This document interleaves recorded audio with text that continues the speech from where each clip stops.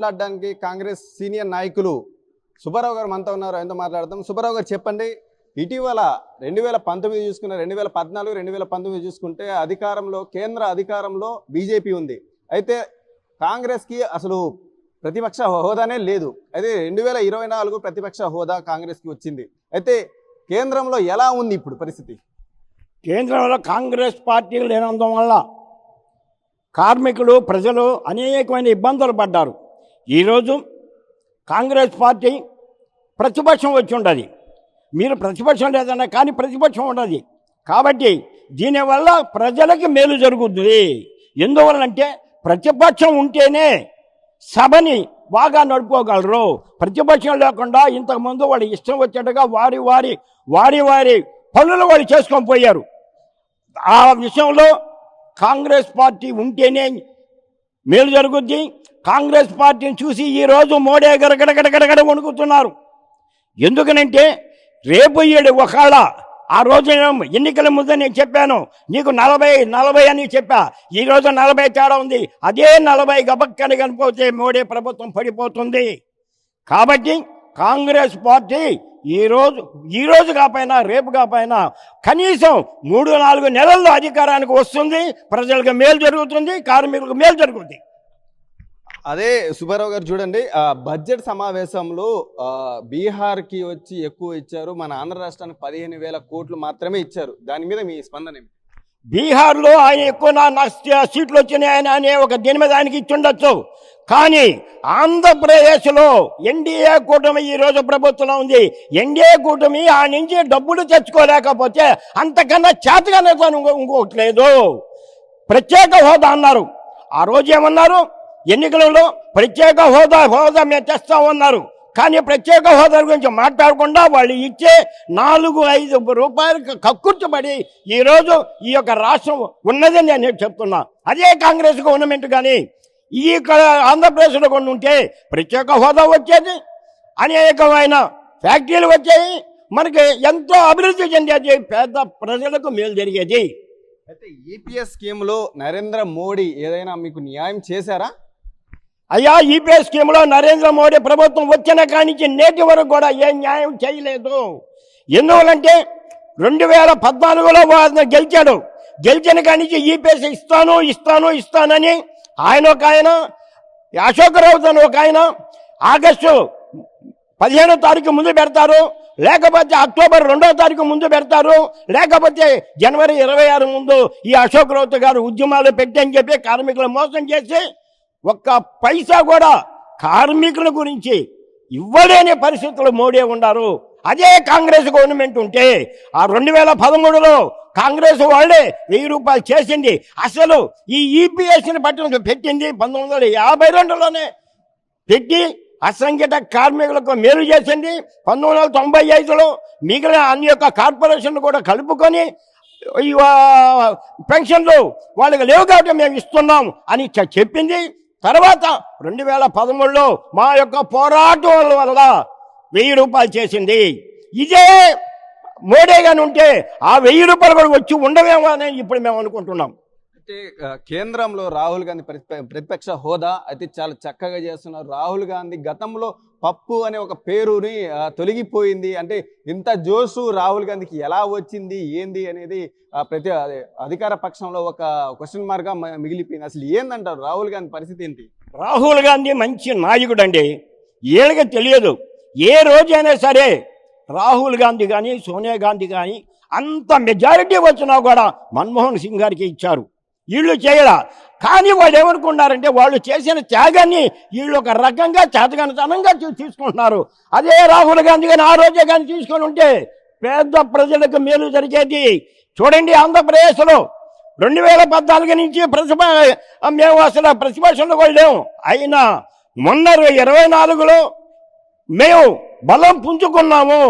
తర్వాత ఎంతో వరదలు వచ్చి అనేక ప్రదేశాల్లో వరదలు వచ్చి కొట్టుకొని పోతుంటే ఒక్క నాయకుడు కూడా ఇటు వైఎస్ఆర్ జగన్ గారు కానీ ఇటు మన పవన్ గారు కానీ లేకపోతే పురంధేశ్వరి గారు కానీ లేకపోతే మన చంద్రబాబు నాయుడు గారు కానీ వరదల కాడికి పోయి ఆ యొక్క పరిస్థితి చూడ మా షర్మిలమ్మ అంటే మన రాజశేఖర రెడ్డి గారి ముద్దు బిడ్డ దాదాపు నడుములలోతో నీళ్ళలోకి పోయి వాటివన్నీ పరిశీలించి పేద కార్మికులకి ఏం కావాలో అనేది అదే షర్మిల గారు కానీ కనీసం ఒక సంవత్సరం ముందు కానీ వచ్చుంటే ఈ ఆంధ్రప్రదేశ్లో కాంగ్రెస్ ప్రభుత్వం ఉండేది. గతంలో చెప్పాను, జగన్ గారు ఆయన ఉన్నప్పుడు నేను 170 అంటే ఓహో నాయన నీకు 170 కాదు కనీసం 5 సీట్లు నువ్వు సంపాదించుకుంటే గొప్ప అంటే, కానీ మన ఆంధ్రప్రదేశ్లో పాపం 11 సీట్లు ఇచ్చారండి. పక్క రాష్ట్రమైన తెలంగాణలో బీఆర్ఎస్ వాళ్ళు కాంగ్రెస్ పార్టీపై చేస్తున్న ప్రచారాలు అది నిజమా? కాదు. ఎందుకంటే 10 సంవత్సరాలు వాళ్ళు ఉండి ఏమీ చేయలేక అనేక స్కాములు చేసి అవన్నీ ఏడ బయటపడతాయో, అవి బయటపడితే మేము ఏడ వాళ్ళ యొక్క కవితమ్మ జైలు పోయి ఇంతవరకు బయటకు రాలేకపోయింది. కాబట్టి రేపు కూడా ఈ కేసీఆర్, ఈ కేటీఆర్, ఈ హరీష్ రావు జైలుకు పోతామనే భయంతో వణుకుతూ అనేకమైన చేస్తున్నారు. ఈరోజు వాళ్ళు చెప్పేవన్నీ 10 సంవత్సరాలు ప్రభుత్వంలో ఉన్నారు కదా, ఎందుకు చేయలేకపోయినారు, ఎందుకు చేయలేదని వాళ్ళు ఆలోచించాలి. వాళ్ళకి ఎంతసేపు డబ్బు సంపాదించుకోవటమే, తెలంగాణని అడ్డం పెట్టడం, ఉద్యమాన్ని అడ్డం పెట్టడం. మా ఉద్యమకారులు అంటా కానీ ఏ యొక్క ఉద్యమకారులకి ఎవరికి న్యాయం చేశాడండి? ఎవరికి న్యాయం చేయాలి? ఆ ఉద్యమంలో పనిచేసినా ఎవరికి కూడా న్యాయం చేయలేదు. ఈరోజు కాంగ్రెస్ పార్టీ వచ్చిన తర్వాత ఉద్యమకారులను గుర్తిస్తుంది. ఈరోజు కాంగ్రెస్ పార్టీ వచ్చిన తర్వాత ఫ్యాక్టరీలను నెలకొల్పడం చేస్తుంది. ఈరోజు కాంగ్రెస్ పార్టీ వచ్చిన తర్వాత రేవంత్ రెడ్డి గారు ఎక్కడెక్కడ ప్రాజెక్టులను కూడా మరామతులు చేయించడం, ప్రాజెక్టులు కూడా మీరు చేస్తుంది. చూడండి, పేద ప్రజలకు కూడా ఎలక్ట్రిసిటీ బోర్డులో పేద ప్రజలు కూడా ఎలక్ట్రిసిటీ బోర్డు మీద ఆధారపడి రైతులు ఎదుర్కొచ్చారు. దానిలో కూడా స్కాములు చేసిన వీళ్ళు ఒక దొంగలు. అధికారం పోయాలకి వీళ్ళకి పిచ్చి బట్టి మెంటలు వచ్చి బజార్ మీదకి పడి కాంగ్రెస్ న్యాయం చేస్తున్న కాంగ్రెస్ పార్టీని విమర్శిస్తున్నారంటే రేపు వీళ్ళకి కనీసం పార్లమెంటు లేదా చూసుకోకపోయినారు. రేపు బీఆర్ఎస్ ఉండదు. వీళ్ళు ఏ రోజైతే టీఆర్ఎస్ అని పెట్టుకోవటమే వీళ్ళకి ముసిచ్చింది, దరిద్రం పట్టింది, పతనం అయిపోయినారు. అయితే ఆంధ్ర రాష్ట్రంలో కాంగ్రెస్ పరిస్థితి ఏంటి, అంతేనా? లేదు. రానున్న రోజుల్లో ఒకసారి జగన్ను చూశారు, అంతకుముందు చంద్రబాబు నాయుడు గారిని చూశారు, ఇప్పుడు కూడా చంద్రబాబు నాయుడు గారు పేద ప్రజలకు న్యాయం చేస్తారు అనేది దాని గురించి ఆయన ఎన్నికల్లో ఇచ్చిన కొన్ని అమలుపరుస్తున్నాడా లేదా అనేది ఒకసారి ప్రజలు ఎదురు చూస్తున్నారు.